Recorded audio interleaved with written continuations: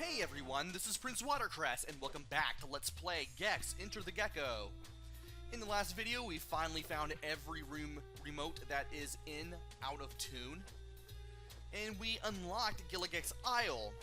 That's the boss stage. We're not going to take that on yet, even though we can.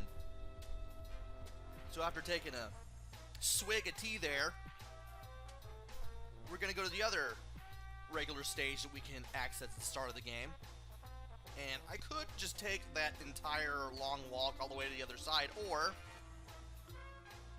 I could just jump into the pit there, respawn at the very beginning of the hub world, and not lose a life in the process. You can't lose lives dying by jumping into a bottomless pit in the overworld. In the overworld there.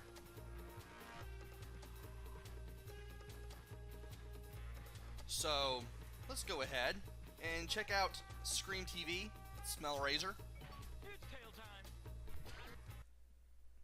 And we have 3 new red remotes to find. I can do these in any order that I want, and I'm definitely going to show off how to do things within things. Survive the Haunted Mansion is the easiest. Smash 5 Blood Coolers is also pretty easy. I'm going to do Ride the Haunted Elevator, because 1, you get to see the hidden remote in the cutscene, along with the red one. It beats the Matterhorn. What are you gonna do? And if you rotate the camera, you'll notice there's nothing behind it. Also, I started getting cuckoo noises, which means the camera could not rotate anymore. No haunting before 10 p.m. As you can see, there are signs all over the levels, and they do provide some really cheesy humor within the game. Within these haunted house levels, you have the following tiers for the collectibles. The first one is the skulls, followed by the tombstones, followed by the Friday the 13th style hockey masks. Well, they don't exactly look like Freddy's, but they are hockey masks nonetheless, and it's easy to tell what they refer to. We've got a pumpkin. We might as well go ahead and tail whip this bad boy. And as we explore this area, we find this little hint box. You can climb some walls. This wall in particular, you can climb. This is where the game basically tells you, hey, you can only climb certain walls. And I don't know why I jumped into that pit there. But there is a face coming in and out of the wall there, and if it hits you, you do take damage. So you don't want to do that. Now, I could go right here and look in this general direction. But how are we going to go up there? Well, there's an easy way to do that. All we have to do is just go up to this table and jump on it. Deceptively simple, yet a little hard to figure out. Of course, if you've seen the platforms before, you'll kind of get a hint that you're supposed to be jumping onto that table to get up here. And by waiting for this table here, we can get over to the first of 5 blood coolers, as well as this flame power up. Also, the blood is typo. There are eyes in it, and it's from the Transylvania Bottling Company. Interesting. All I have to do is tail whip it, get some collectibles, and for this one, this red screen, if you eat this, you will basically set Gex on fire. Thankfully, it doesn't hurt him. It makes him kind of invulnerable to stuff. And apparently, it makes it look like he does more damage when he's tail whipping things.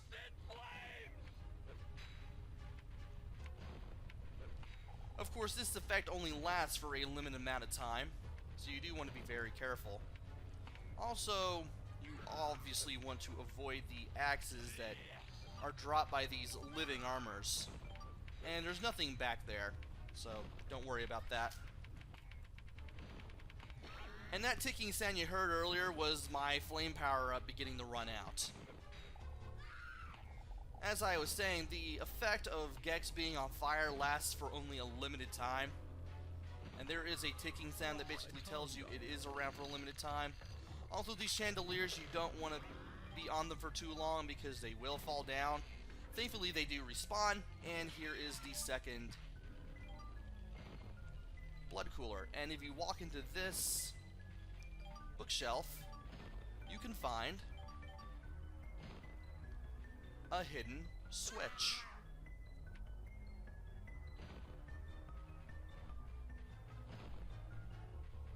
All you have to do to activate the switch is tail whip it. That'll turn on the elevator. That will lead us to one of the 3 red remotes, as well as a hidden remote. Also, the game makes you look at this on purpose. I wasn't controlling the game at that point. It basically tells you to step into the light. And that is a hint for this very room. First of all, I do want to get the tombstones here. That would be great. And this is where you get the second remote, the one for the blood coolers. Now, let's see here. There's the stairs. This is the light they're talking about. And as you can obviously see, you do not want this thing touching you. I did not expect him to touch me. But there is an extra life here, and as long as you are standing here, the light will be green, and the ghost cannot harm you. As soon as you step out, it's going to be red, and the ghost can come at you if you're nearby. Also, checkpoint. As soon as you go down the stairs at the very beginning of this section. Also, I really want to get all of the tombstones between these bookcases here, so that way I can get a little closer to tier 3. Here is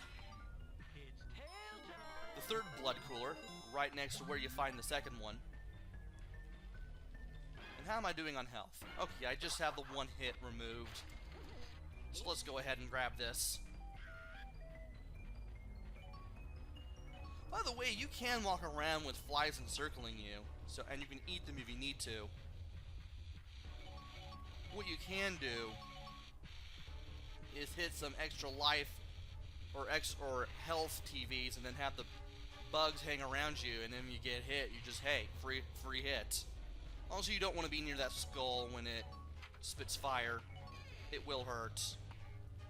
And we do want to go into this door. Now, when you go into this one, you do want to rotate the camera because the 4th blood cooler will be right behind you. And from here, we can now go down the stairs, and we can grab even more of the collectibles. The toilets here are overflowing, but they shouldn't really give us that much trouble, I believe. Thankfully, you won't have to be swimming a whole bunch while you're in here.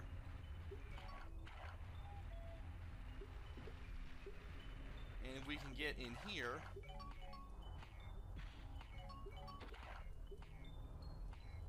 we can get another hit if we need it, and we can get through this door.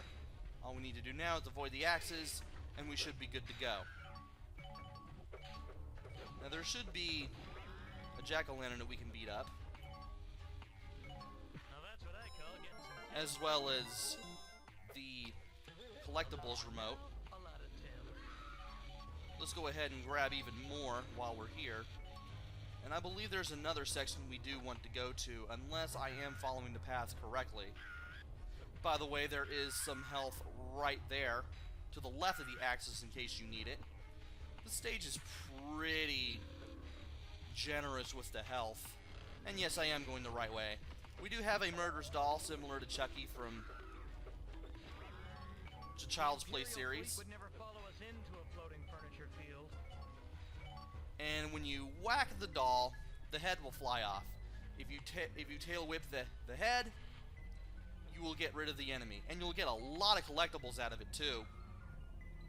And you want to be careful right here because the table just disappears in and out. And you don't want to be on it when it disappears. Now, I believe if you go in here,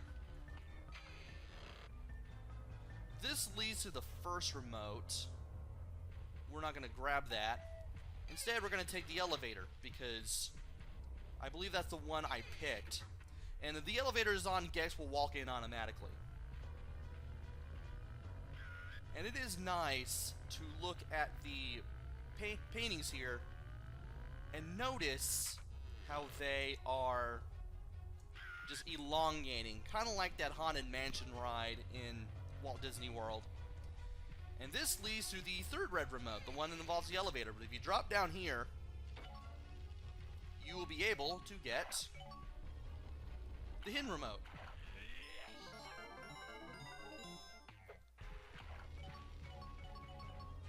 Now, we can still get some things while we're here. But once we go down the elevator, we can't go back to any of the previous areas. You can, however, get an extra life. And, well, we might as well go ahead and jump on the button here to get the red remote.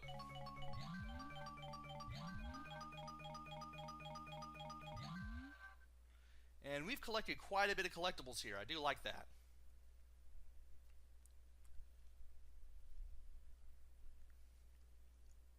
And now that we've gotten 3 of the remotes, as opposed to just 1, let's go ahead and save the game here.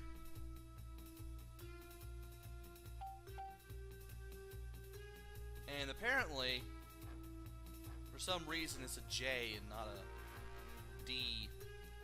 Wonder why that is. But I do want to overwrite this. And the game is saved.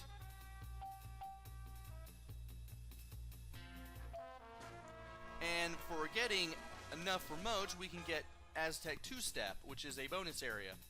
However, we're not going to tackle that just yet. Instead, I want to smash the 5 blood coolers, because I still have yet to show off where the 5th one was. Thankfully, I believe it is near the exit. Hi, I'm here for the real world interview. And by exit, I mean where the first red remote is. So let's go ahead and grab some things all over again.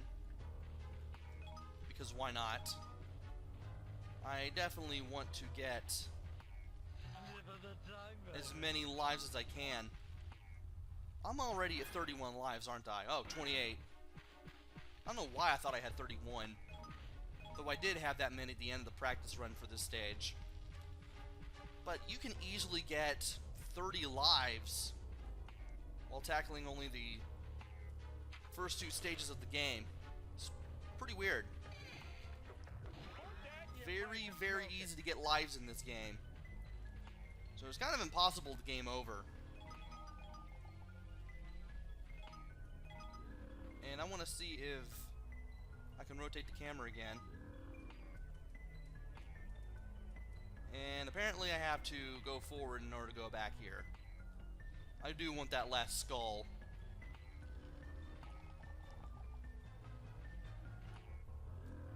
And apparently that is the hardest thing in the world to do. I was not having any trouble with that. You can't eat your pudding if you don't eat your meat.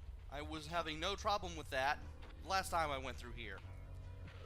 But anyway, let's jump on the table again and hit that first blood cooler again. That way I can kind of give a little bit of a master class on how to find all 5 of these things.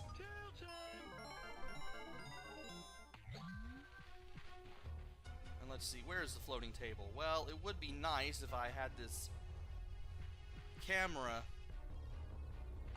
set up just right so I can jump over there. And let's go ahead and grab things.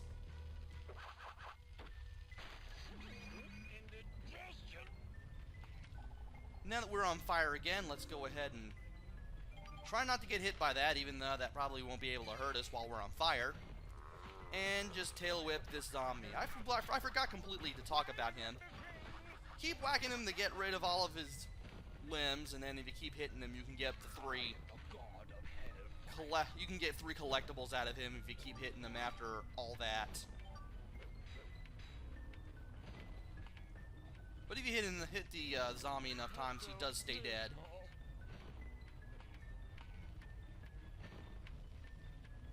And that ticking sound's getting faster. Which means it just ran out. Alright then.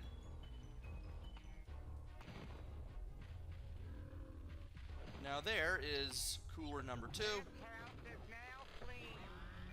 Let's try to stay away from the wall here so that way we can grab everything. And I'm not going to hit the switch this time. There's really no need to because we've already gotten that one. That third red remote. I will go ahead and grab the collectibles behind the bookcase anyway. All you have to do to turn that bookcase is just to walk into it. That's really all you have to do. So, now it's time to hit the checkpoint. Because I never promised that this would be a no-death run. Matter of fact, I said this would basically be a no-death run. And let's go down here and hit the third cooler. Now, as much as I want to go back up the stairs. Are you after that old sandwich in my pocket? I do want to get the extra life first. And of course I want to get these too. Now that's what I call getting some tape. And there we are at the third tier of collectibles again.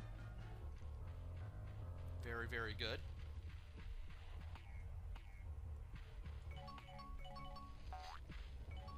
And we should be good as far as collectibles are concerned, at least here. Just keep holding up and right when you're on the top of these things, you should be able to grab everything.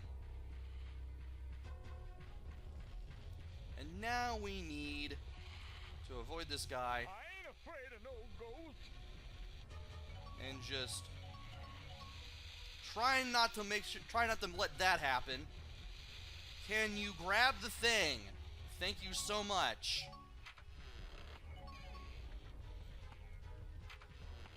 Behind one of these doors is a brand new car. And I believe that's number 4. There is indeed number 4. And we should now be able to get pretty close to another 1-up. I'm going to try to grab as many 1-ups in this game as I can.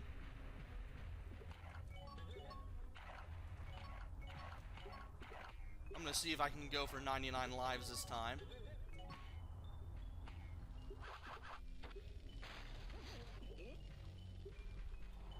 And we should be back at this door. Pat, I'll take the floating chair for 200 and the rest on account. And I managed to get away from those axes right in the nick of time. Let's completely refill our health now. And destroy this jack-o'-lantern.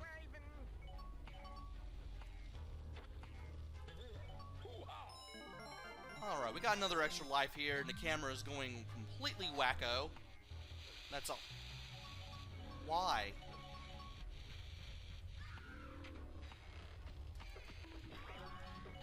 And thankfully, the head didn't go too far when I fought that thing, and I was able to take care of it without getting beat up a whole bunch. Now to step into the light again. Wait for this table. Don't want to waste too much time. I believe that is the elevator. Yeah, that is the elevator. And there's the first one. Now you're probably wondering where the 5th Mine, this is mine.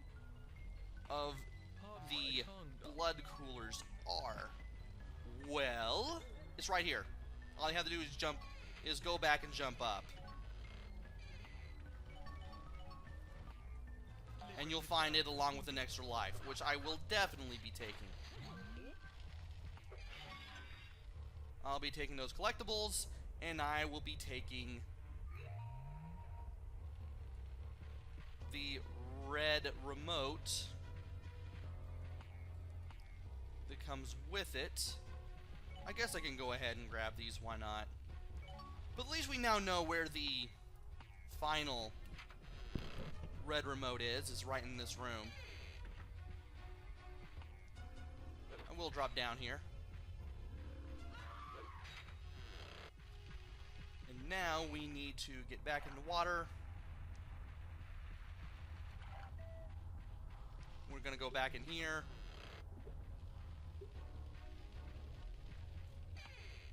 There apparently were some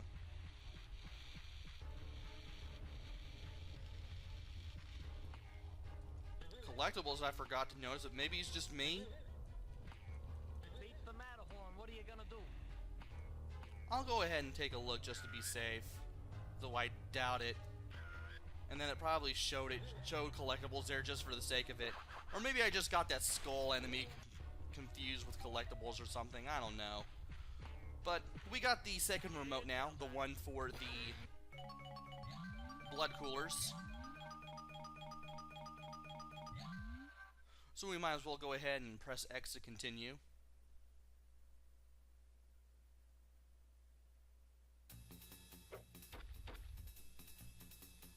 And we might as well go ahead and update our save here. And we have been running past 20 minutes, which means that in the next episode we will finally complete Smellraiser, and we will tackle some other things. So join me next time where we finish Smellraiser, take on Aztec 2-Step, and probably take on Gillick Exile. We'll probably be doing that all in one video. So until then, this is PrinceWatercress. Take care, stay safe, and thanks for watching!